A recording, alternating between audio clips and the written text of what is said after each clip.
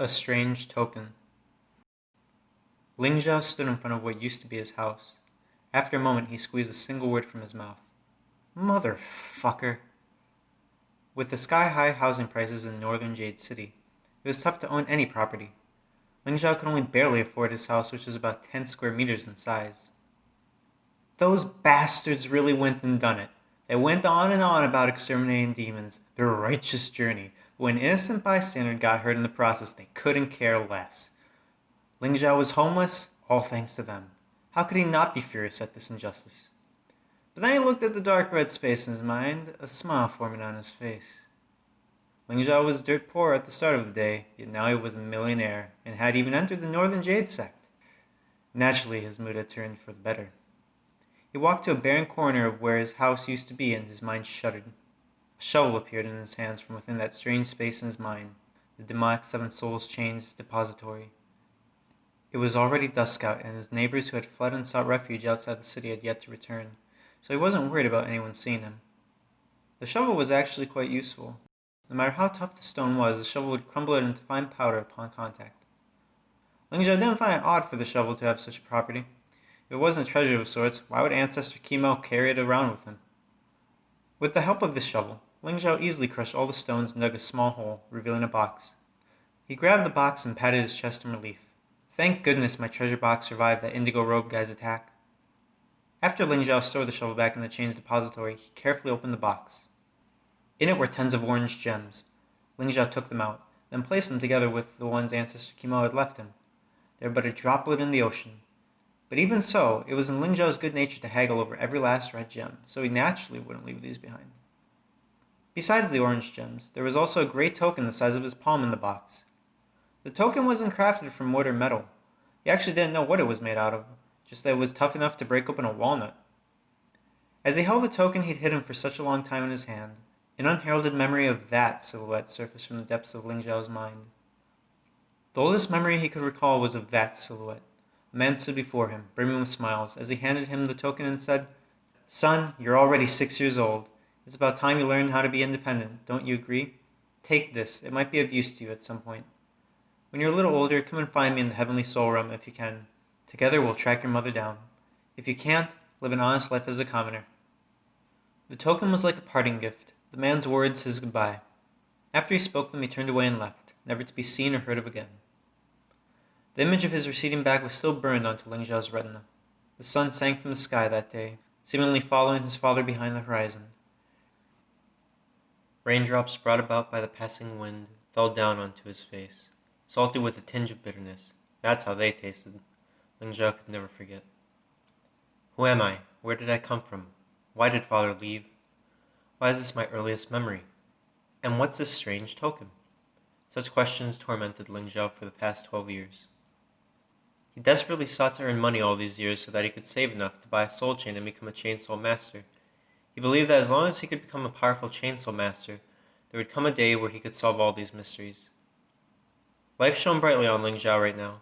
Not only did he receive a soul chain for free, it was even filled with countless gifts. Now that Ling Zhao had had the time to ponder on today's events, he calmly accepted everything. Although even he felt his gains were absurdly large, he wouldn't complain. Besides, wasn't all he had to do in return killing those 7 who he couldn't stand one bit? His entire being screamed a single word: deal!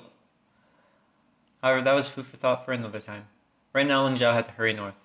After he'd conveniently gotten Cheng Qiantai as his new master, he'd only been given 2 hours to settle his matters in what was left of his home and arrive at the Northern Jade sect. With but a thought, Ling Zhao placed the token inside the chain's depository. Instantly, a strange scene took place, catching Ling Zhao by surprise. Never had Ling Zhao discovered anything special about the token. It was originally dull. But after it was placed in the chain's depository, the token erupted with rays of light. 2 speckles of light appeared on top of the token and 3 at the bottom. The top portion of the token was divided in 2, a circular pattern on its surface. One side shone white, a golden speckle centered at the very top. The other side shone black, an even darker black speckle mirroring its golden counterpart at the other side of the circular pattern. On the bottom of the token, there are 3 speckles lined up side by side, each labeled with their own strange rectangular character. Ever since Ling Zhao gained full control over his memory, he found he could read most of the characters used in the Clear Sky continent, yet he didn't recognize these 3. A ridiculous thought surfaced in Ling Zhao's mind. Are these characters from another world? Why else would they look so foreign to me? After blinking brightly for a moment, the three speckles dimmed. Even so, Ling Zhao could still clearly make out their colors: crimson, dark brown, and azure. Such a wacky item. Rather than answering some of Ling Zhao's questions, what happened with the token only left him with more. Perhaps there was only one thing he now understood. Much like his demonic Seven Souls chain, this token was not something he should walk around with in broad daylight. It's good that Cheng Qiantai took me in as his disciple. I'll go to his sect, get one of those chains the Celestial Soul Masters use, and put up a beautiful facade. Nothing can go wrong anyway. Ancestor Kimo assured me I could simultaneously cultivate both the celestial and demonic part of my twin soul without any problems arising, after all. As he was brazenly counting his chickens before they hatched, Ling Zhao started running north towards the Northern Jade sect. If anyone were to see Ling Zhao, they would be left in shock, since the speed at which he was running was comparable to that of a racing horse. Ling Zhao wasn't all too aware of this fact. He did notice that his body felt lighter than usual, but other than that, nothing felt out of the ordinary. After he left the city, Ling Zhao continued north along the mountain trail.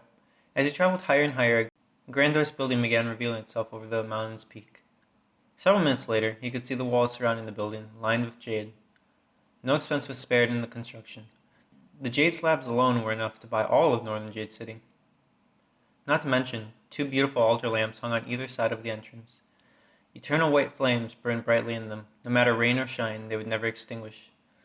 Above the entrance hung a black feathered stone board which read, Northern Jade Sect. Every single item used in the construction of the Northern Jade Sect was a priceless good in the world of commoners. As Ling Zhao observed the lavish creation before him, he exclaimed, "Damn, the Northern Jade Sect is rich." Most commoners dared not approach the Northern Jade Sect, only ogling it from the mountain's base.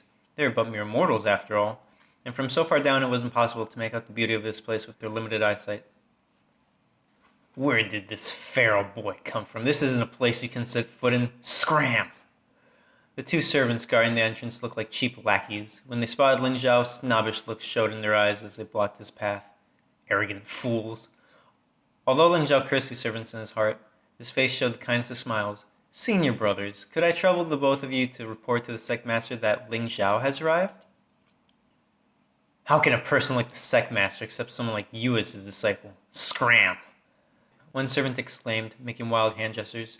He was even about to chase Ling Zhao down the mountain when he suddenly stopped dead in his tracks. Ling Zhao held in his hand 2 orange gems which sparkled under the setting sun, radiating with a tempting glow. Instead of forcing Ling Zhao down the mountain, the servant let out a dry cough, then reached out and grabbed the 2 orange gems. Much like his comrade, the other servant couldn't tear his eyes away from the gems either, a greedy look in his eyes. Ling Zhao grimly chuckled under his breath before taking out another 2 orange gems. He gave them to the other servant as he said, "I've troubled seniors. Please take this as a gesture of good faith." "So you do know a thing or two about proper etiquette." The servant who'd received the 2 gems first patted Ling Zhao's shoulder and added, "Wait here. I'll go inform the sect master right away." These servants weren't disciples of the Northern Jade Sect. They were commoners hired by the sect for menial tasks. On average, they earned 50 red gems a month, so for them to now receive 2 orange gems each, it was equivalent to 4 months' worth of income. Money would make even the devil turn millstones. Ling Zhao pondered deeply on this principle as he watched those 2 devils move. Several minutes later, the servant scurried back, a worried look plastered on his face. "The sect master is waiting for you. Senior brother, I can't keep these gems. Please let me return them to you." When they first saw Ling Zhao, a dirty youngster, they thought he was a feral child and treated him as such. Now they knew he was in fact the sect master's newest disciple. They lost all their arrogance and didn't dare to offend him. Ling Zhao couldn't be bothered to bicker with these bullies. He was a man of his word and had no intention of going back on it. Besides, he was a new face here in the Northern Jade Sect. There was still much he didn't know, and with these guys owing him a favor, he could perhaps turn them into his lackeys and have them guide him around. It would be much more convenient than having to wander around like a headless chicken. A mischievous laugh spilled from Ling Zhao's lips as he said, "Don't worry. What honest man goes back on his word? That's right. Senior brothers, what are your names?" The servants were overwhelmed by Ling Zhao's generosity. "Please, senior brother, don't be so formal with us. I'm little 4 and this here is little 5. Senior brother, don't hesitate to ask us for help. If you need anything done, we'll get it done for you." "Well said, little 4. Lead the way." Ling Zhao showed a bright smile, following his new lackey enter the sect. Little 4 stopped right in front of a door leading to a grand hall. The psych master is waiting for you inside. I can only take you up to here. Thanks, be on your way, Little Four. After he sent Little Four off, Ling Zhao straightened his clothes out and walked into the hall in a proper manner. Close to 100 youngsters around Ling Zhao's age lined both ends of the hall. They were looking curiously at him, whispering amongst themselves just loud enough for him to hear. As Ling Zhao walked up to Cheng Qiantai, he looked at the many familiar and unfamiliar faces on his side. The ones he had seen in town before were jeering him, now calling him a beggar amongst other things. Even so, he remained expressionless, feigning ignorance. Psych-Master Cheng Qiantai watched Ling Zhao approach from the seat of honor. Two disciples stood next to him, one on each side. To the left stood a guy who was tall and powerful, his square face exuding steadiness and self-confidence. Placed under his defined eyebrows were a pair of large eyes that were bright and brimming with life. His eyes, which seemed capable of seeing through a person's very being, were trained on Ling Zhao. The beautiful girl standing to his right was about 16 years old. Her lively eyes brimmed with energy, but she didn't spare Ling Zhao a single glance. She was even mumbling something under her breath that Ling Zhao could only barely make out. The look of arrogance on her face, coupled with the words that came from her mouth, left Ling Zhao with the feeling that her personality wasn't all that exemplary. Ling Zhao pretended he didn't hear anything and marched forward until he faced the stern-looking Cheng Qiantai. He respectfully said, "Disciple Ling Zhao has arrived, Master."